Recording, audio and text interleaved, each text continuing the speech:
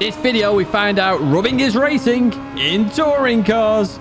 We get hit from behind because it's touring cars. Oh, and push to pass is a legitimate thing because it's touring cars.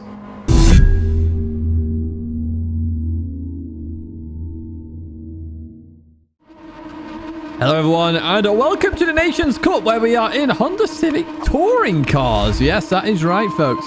We are in a touring car race with a grid start, which you can see here, and we're at Suzuka, if you did not spot it.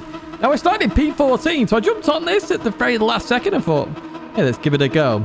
Now, this car, one of the strangest cars I think I've ever driven in the grand scheme of it, because the way you drive it is completely odd and bizarre and weird and just like, yeah. Anyway, we get a good start here as we start chasing down Hasnain on the left there. Shout out to you, Hasnain. You're an absolute legend. And we have the Spaniard, who I'm not going to even try and pronounce up ahead. I pronounced it. There we go. I've tried. But we're side by side with Hasnain here as we leave turn one, then heading towards this left-hander. And I would argue I run Hasnain a little bit too tight there. So apologies, Hasnain. Looking back at it now, it was a little bit too tight. At the time, I thought, oh, that was close racing. But we continue on all the same through the S's and into this right-hander. And it looks pretty good, this, doesn't it? Line of cars sweeping through the S's here at Suzuka. It looks very, very, very good as we leave that corner then. And we head out of there and head towards Tidgney 1 and Tidgney 2. So we're going to head towards Tidgney 1 then. We're going to hit the brakes, try and get on the inside. Don't jump that too much. You end up to Narnia. I did that a couple of times in some practice laps as I was getting used to this car. So let's talk about this car first of all. As you see, I run a little bit wide there at Tidgney 2. The way to drive it is so random. You need to be on the throttle permanently for it to turn. If you're not on the throttle and you just roll the car, it does not... Oh, my... What on earth was that? What on earth was that moved by the red car then, Alvareto? I'm not too sure. But let's get involved in the action. We'll talk about the car again in a little bit. So we're getting on the inside here. And look at this. Side-by-side racing. So I'm trying to get in the slipstream. I was hoping Ali would come over. Come over, Ali. There we go. In the slipstream as we head towards Spoon then for the first time of 8. In towards the braking zone we go. We're on the outside here. I was a little bit scared, but we just get left enough room there in towards the second corner. Again, we're staying on the outside here at Spoon. Good amount of space left there as we leave that corner. And we're still in the slipstream. We've actually got a really good run here. We're actually going to get the position. It looks like, come on, come back over, Alu, come back over. And we're just past there. Happy days indeed. As we are up into P12. Then not too bad of a start then. As, oh no, we got hit from the rear. We have to brake for the 130R. We get hit in the rear by the Spaniard. I don't know how I saved that. My word, what a save that is. As we head into the braking zone then, we've got the Silver Civic on my left. I'm going to have to leave a little bit of space there for them as we go through that corner. And we've really lost out there in terms of time. Look at that. The Spaniard going a full second ahead there. But we are side by side now with the German. We've got Hasnain behind, who is going to start helping me here. What a legend Hasnain is. You know, a big part of this community, and a big shout out to you as we continue on down towards turn 1 then with that bumper draft in here. And in we go. And Hasnain gets the position as well. Look at that. Beautiful stuff from Hasnain. Oh! Oh, we nearly bit it. We nearly bit it. That was close, wasn't it? My word. So we're going to leave that one then. And we advance a bit further on then. Hasnain did lose out to the German. And we're looking to catch up to this battle again. Catch up to that red car. Get revenge here. I mean revenge in overtaking, not actually punting. As the red car forces the Italian off now this time. Just misjudging quite a few things here. It's the Spaniard for now. But fortunately for the Italian, comes back on. A little bit of contact there. I'd argue they were just trying to recover here. But we're going to lose out to them just. This is this TV camera then, which looks beautiful here. You see the racing action still going on in the bottom left-hand side. I just wanted to have a look at this gorgeous camera. Look at this. Beautiful stuff as we go through the S's. This is I think this race could have been better if the car didn't drive so absolutely random. It was properly random. So you had to be on throttle. So even if you're on the brakes, be a little bit on the throttle and the car would turn. If you lifted completely off both, the car had no grip whatsoever. So obviously it's trying to simulate sort of like... Actually, I don't know what it's trying to simulate. I've got to be honest, because normally you wouldn't do that. But when you counter steer a front-wheel drive car, you turn into it and put your foot down, and then it sort of corrects itself. Is it trying to simulate that? I don't know. It's just felt so weird to drive, and I really couldn't get used to it at all. Like, coming through here, get on the throttle, you can absolutely fly out of here. Not on the throttle, you're properly delaying it until the car eventually turns. It was so weird. So weird. So it was a very unique driving style. Let's put it that way. You have to have a very unique driving style for this car. Yeah, Beloff was actually in the lead there richly. I've not seen Beloff in ages. But into 130R we go. Then what's going to happen here? Oh, we tried to take that time trial pace. That ain't going to work.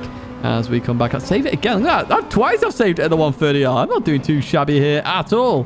As we again then go into the Casio triangle, leave there. And we're going to be a second behind the big pack up ahead. But I was hopeful, still hopeful here. Lots of positions to be made. We can see a lot of drivers up ahead. To go into here, the Italian is off. I guess somebody else is off there. Who's that? Oh, it's Marcella. Marcella off there on Twitch. So maybe you can go check them out. But even so, we're up into P12 again. And we catch up to the Italian and the Spaniard up ahead. As we lead that corner then. But yeah, a very difficult car to drive this, as we see the Italian go for the move then around the outside at the hairpin. Very hard move to do. In towards the braking zone we go. The Italian's got deep. Not sure where the red car was going there as well. We're going to try and get the run straight out of the corner here. Oh, the red car's got a little bit off, actually. We're going to have a bit of a run. Oh, up into P11. Happy days indeed. And we're looking at P10. So we started P14, remember. We're not doing too shabby at all here. A couple of laps to go as we head towards the 130R again. Can we nail this right this time? We can indeed. Finally nailed it. Let's jump to that TV camera. Let's have a look at the racing action as we head into the Casio triangle then. And in we go. And this TCR livery Civic, by the way, it looks so good. So you TCR livery designers out there, be ready for something special very soon. It is in the works. It should be out hopefully on the Sunday. I'm not sure what part of June that is, but June, very start of June on the Sunday. You should see something special for you. Let's jump to back to the racing action then, as we see the red Spaniard there go towards the left-hand side here. As we enter turn one, we give them room on the outside, and they do this absolute beautiful effort around the outside. Are they going to keep it though? Looks like they've got a bit too deep, and we give them just enough room on the exit. We're keeping this position for now, but beautiful racing there with the Spaniard. That's the kind of racing I want to see. And as I say, this Civic touring car, I think if it drove a little bit better and not as weird, I think the racing would be absolutely phenomenal. I think the pack would be so close as we come into this right-hander. I was finding that some people were able to drive this car so differently to me as well. I think I was just struggling with it, just the way you drive it. I say it's so odd, so odd.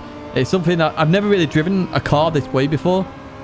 But it took a while to get used to. And of course, the new force feedback settings. I mean, I've not mentioned that yet, but I had to get used to that. Of course, we don't know why they've changed it.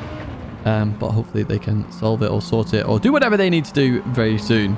So we're going to leave at Tidgney 2 then. I'm going to head up towards the hairpin here. We can still see P10. We can see Theo in P9. Shout out to you, Theo. In towards the braking zone. The red car actually releases the brake there. Nails the apex though, so fair play to them. That is a valid move. Initially, I was a bit like, oh my word, absolute lunge. But he made the apex, which to me is fair enough. I've always said you can do fair play dives. That is fair play dive, just straight into the corner. They made the apex. No harm, no foul. You've got to be aware as a lead car as well for those people that will go for that move. Anyway, we're going to head towards Spoon here, and we get absolutely rear-ended there. They broke well too late here. No way of catching that car as we come back on the circuit. I was not very happy here. You can see me flashing my lights already. In fact, if you can't see me, let's go to the TV camera. Let's have a look at those flashing lights then. Let's go to front camera. There we go. You can see me flashing. That's me saying, that wasn't very nice, mate. Give the position back, because that really wasn't fair. That was a complete push to pass there, pushing me straight off the circuit.